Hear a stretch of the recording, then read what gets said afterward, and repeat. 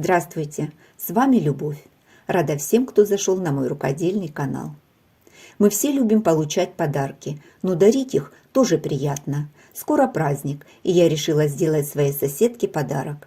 Сегодня для нее буду шить сумку для покупок. На вид сумка самая обычная, но шьется она необычным способом. Этот способ меня заинтересовал, и я решила совместить полезное с приятным. Это видео для тех, кто любит сумки на молнии, но думает, что вшивать ее очень сложно. Пошив сумки простой, но в то же время интересный, держит интригу до самого конца. На моем канале уже есть видео по пошиву сумок, ссылку оставлю. Заходите, смотрите, вдохновляйтесь. Вставила слайд с деталями сумки и их размерами. Для пошива сегодня буду использовать бриджи с интересным принтом. Думаю, для сумки это то, что надо. Боковых швов здесь нет, поэтому ткани для пошива больше, чем достаточно. Для подкладки взяла спанбонд. Он плотный, 100 грамм и крепкий. Покупала специально для подкладок. Клеевой флизелин с точечной фиксацией. Плотность 40 грамм.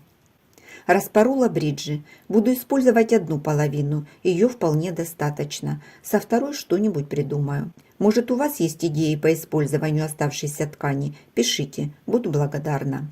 Это синтетика. Она не тонкая, но очень подвижная, поэтому проклею для начала флизелина. Вырезала кусок флизелина нужного размера. Совместила с рисунком и приклеиваю горячим утюгом. После этого срезаю все лишнее. Так рисунок хорошо сохранит свою форму. Это актуально для ткани с полосками и клеточкой. К основной детали добавлю 2 полоски черного цвета. Это будет дно. Их я тоже проклеила флизелином. Складываю лицом к лицу и прокладываю строчку. Полоски пришила. Припуски отогнула на сторону основной детали и с лицевой стороны проложила отделочную строчку. Из спанбонда вырезала подкладку. Заутюжила середину. Совмещаю с серединой основной детали. Фиксирую булавками. Детали складываю лицом к лицу. По центру разметила прямоугольник длиной 35 см и шириной 1,5 см. По краям разметила треугольники. По намеченной линии проложила мелкую строчку. Складываю пополам, делаю надрез и разрезаю посередине. По краям вырезаю треугольники, не доходя до строчки 1 мм. Через отверстие выворачиваю подкладку на другую сторону. Получилась рамка. Я ее проутюжила с паром и поставила по краям булавки. Взяла молнию длиной 35 см. Делаю декотировку, чтобы молнию после стирки не повело. По краям молнию проклеила двухсторонним скотчем.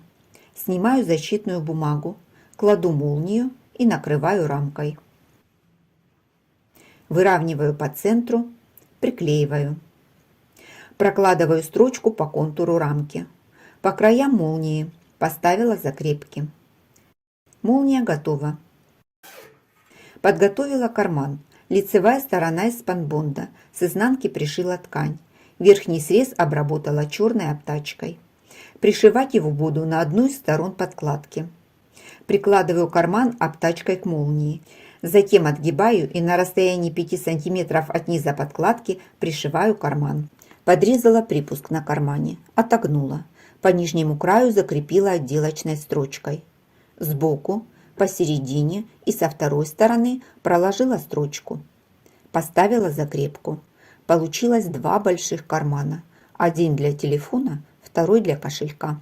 Я сделала карман с одной стороны, но при желании со второй стороны можно добавить еще карман. Складываю подкладку с подкладкой лицом к лицу.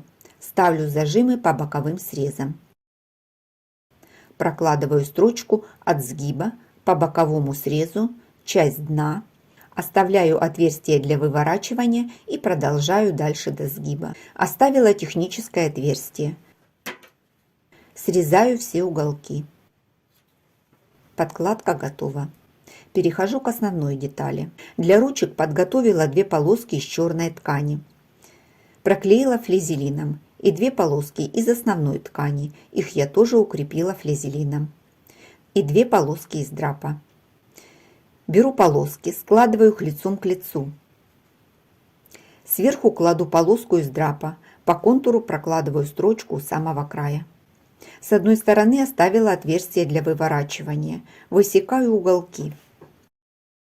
Начала выворачивать ручки, поняла, что драп здесь лишний, поэтому я его убрала. Осталось 2 слоя ткани. Буду выворачивать, помогать буду деревянной палочкой. Вывернула, проутюжила с паром и по контуру проложила отделочную строчку черными нитками.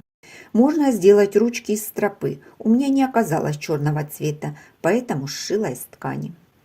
Размечаю место для ручек, от молнии откладываю 6 см и от центра в каждую сторону тоже по 6 см. Прикладываю ручку к наметкам и пришиваю конвертиком. С другой стороны также. Ручки готовы. На передней панели сумки пришила лейбочку для декора.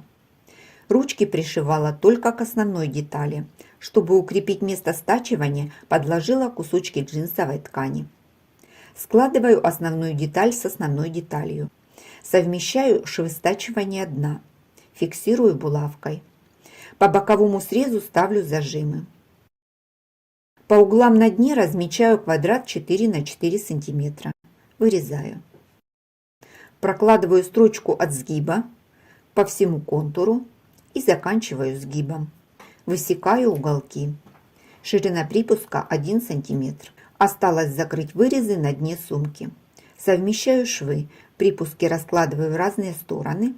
Фиксирую зажимами. Проложила строчку, по краям сделала закрепки. Припуски разутюжила в разные стороны. Через техническое отверстие выверну сумку. Выправила швы на дне. И нужно хорошо вывернуть уголки возле молнии. Отверстие большое, спанбонд плотный, поэтому зашила на машине. Заправляю подкладку в сумку. Думаю, вы заметили, что подкладка и сумка разного размера, и на подкладке нет объема. Мне изначально было интересно, как они будут совмещаться. Оказалось никак. Подкладка живет своей жизнью внутри сумки. Выправляю уголки возле молнии. Уголки от подкладки вставляю внутрь. Хочу заметить, что они будут короче. Так должно быть. Закрываю молнию, выравниваю уголок по центру и прокладываю строчку так, чтобы захватить хвостики от молнии. Строчку решила проложить в виде треугольника. Получился ромбик с каждой стороны. Это держалка. Удобно, когда расстегиваешь молнию, есть за что ухватиться.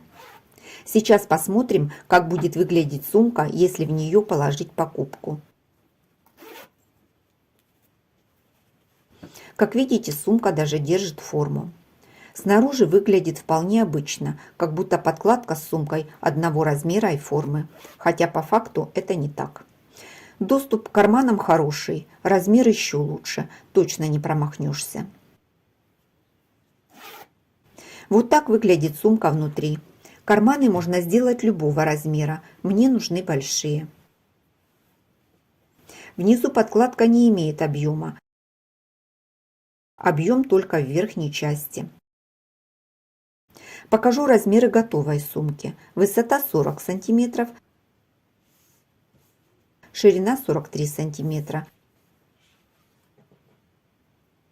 глубина 8 см. Такого пошива сумки я еще не встречала. Если у кого-нибудь есть опыт использования таких сумок, напишите в комментариях. Думаю, всем будет интересно. Закончен пошив еще одной сумки. Она отправится к своей хозяйке. Надеюсь, подарок ей понравится. Люблю шить что-то новое, интересное. Буду рада, если эта модель сумки кому-то понравится и найдет себе еще не одну хозяйку. Пишите мне свои комментарии. Я их все вижу, читаю и обязательно отвечаю. А я на этом с вами прощаюсь. До встречи в новых видео.